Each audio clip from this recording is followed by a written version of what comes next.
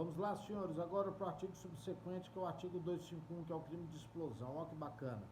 É artigo expor a perigo a vida, a integridade física ou patrimônio de outro, mediante explosão, arremesso ou simples colocação de engenho de dinamite ou de substância de efeitos análogos.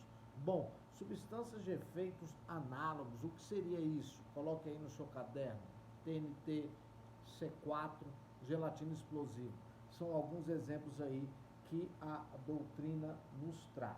Bom, próximo asterisco você vai anotar no artigo 251, que é um crime de perigo concreto, efetivamente. Então, não é qualquer traquezinho, qualquer cabeção que você vai responder pelo crime de explosão. Evidentemente que você tem que colocar a vida de várias pessoas em perigo, a integridade física, ainda que não atinja, porque é um crime de perigo, mas é um crime de perigo concreto ou efetivo, então você tem que provar que efetivamente houve perigo. O caput, artigo 251, que a pena é de 3 a 6, que é a mesma pena do crime de incêndio, é a forma básica. O parágrafo primeiro, você vai perceber que é a forma privilegiada. Por quê? Olha o que diz.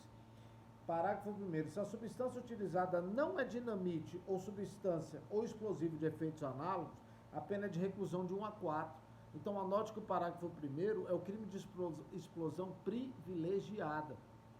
Anote aí no seu caderno que cabe a suspensão condicional do processo. Professor, me dá um exemplo? Tranquilo. Eu vou explodir a sua casa utilizando um gás de cozinha, um botijão de gás. Eu vou explodir a sua casa, vou causar o crime de explosão, colocando em perigo a sua vida, integridade física ou patrimônio. E não utilizei explosivo e nem substância de efeitos análogos, que eu já falei que é C4, TNT, gelatina explosiva. Bacana? Então tá aí o crime de explosão. Só que ainda tem as causas de aumento de pena, que são iguais à do incêndio. Olha lá, parágrafo 2º. As penas aumentam de 1/3 se ocorre qualquer das hipóteses previstas no parágrafo 1º, inciso 1 do artigo anterior, ou é visado ou atingida qualquer das coisas enumeradas no número 2 do mesmo parágrafo. Então é idêntico ao crime de incêndio. Se você recebeu dinheiro para poder praticar o crime em proveito próprio alheio, vai ter o aumento aí da pena de 1/3. E também temos a modalidade culposa. Então temos a previsão expressa aí na modalidade culposa. Então, se por exemplo, eu mexendo aqui com um botijão de gás, explodiu o botijão de gás e colocou em perigo todo aqui o prédio aqui do escritório, senhores, eu vou responder pelo crime de explosão culposa. E aí o parágrafo 2º diz, no caso de culpa, se a explosão é de dinamite ou substância de efeitos análogos, a pena é de detenção de 6 meses a 2 anos. Então, crime de menor potencial ofensivo. E nos demais casos, então se for com um botijão de gás, aí a pena é de detenção de 3 meses a 1 ano, também não deixa de ser um crime de menor potencial ofensivo. Mas isso vai refletir lá na questão da prescrição. Bacana? Bom, professor, e se com a explosão causou a morte? Se com a explosão causou a morte, você vai aplicar o 258, que é a forma qualificada.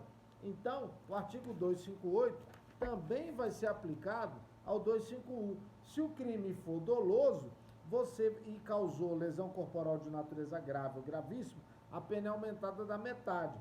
Se resulta morte, o crime de explosão, a pena é em dobro. Se o crime de explosão for praticado de forma dolosa. Se o crime de explosão for praticado na forma culposa e resulta lesão corporal, a pena aumenta da metade. E se resulta morte, aplica-se a pena do homicídio culposo, aumentada de 1/3. Bacana? Então, senhores, estamos diante aí do crime de explosão, que é a forma básica. O parágrafo 1º é a forma privilegiada, bacana? É a forma privilegiada e quando você não utiliza explosivo ou substância de efeitos análogos, beleza? Mas vale lembrar que é um crime de perigo concreto, tá? Concreto ou crime de perigo concreto ou efetivo, então você tem que provar que realmente colocou em perigo um número indeterminado de pessoas. Beleza? Bora seguir. Vou para o 252. É uso de gás tóxico ou asfixiante.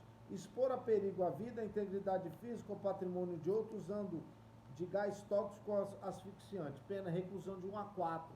Registra então no seu caderno que cabe esse crime, suspensão condicional do processo. Bacana? Vou te dar um exemplo aqui recente que aconteceu em São Paulo. Um indivíduo insatisfeito com uma obra que estava tendo na cobertura do prédio, ele foi lá e jogou esses gásinhos de você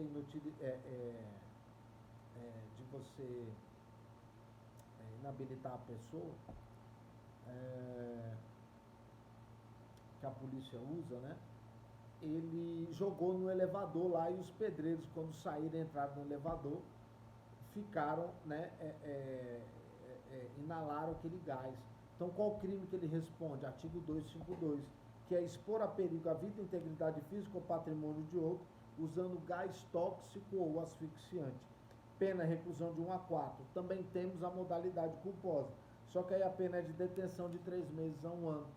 Aí é um crime de menor potencial ofensivo, vai caber transação penal e, evidentemente, suspensão condicional do processo se você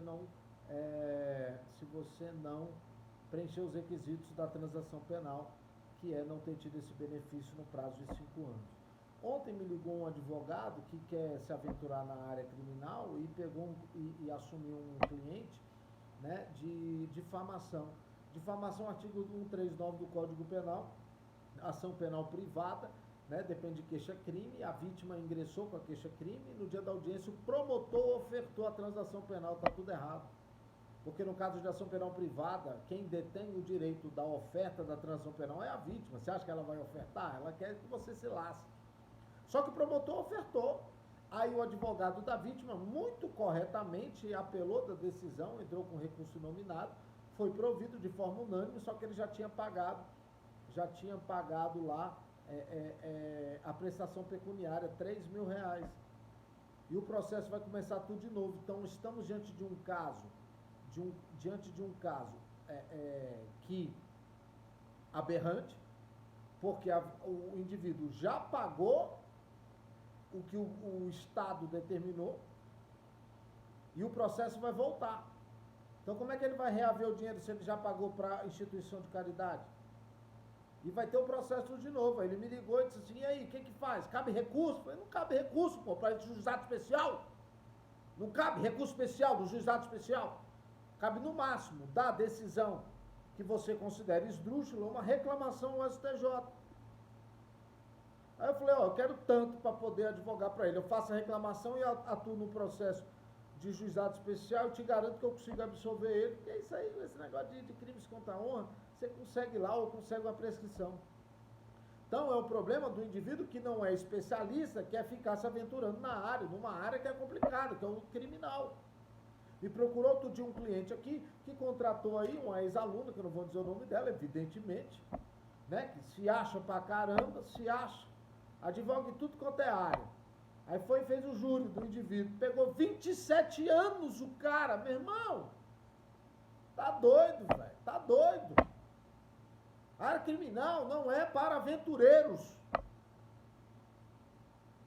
Vai advogar na área trabalhista, civil, perdeu uma indenização. Você tá mexendo com a liberdade do cara, meu irmão. 27 anos o cara pegou de cana. Mas tá bom. Voltemos. Continuando então, terminamos o artigo 252 do Código Penal, que é o crime de explosão. Tratamos aí todo dele. Eu vou fazer o seguinte, eu vou finalizar esse vídeo agora, senão fica muito grande para poder enviar para vocês, acaba ficando muito lento. Então eu tento limitar vídeos de 10 minutos e eu vou para o 253, que é fabrico, fornecimento, aquisição, posse ou transporte de explosivo ou gás tóxico asfixiante.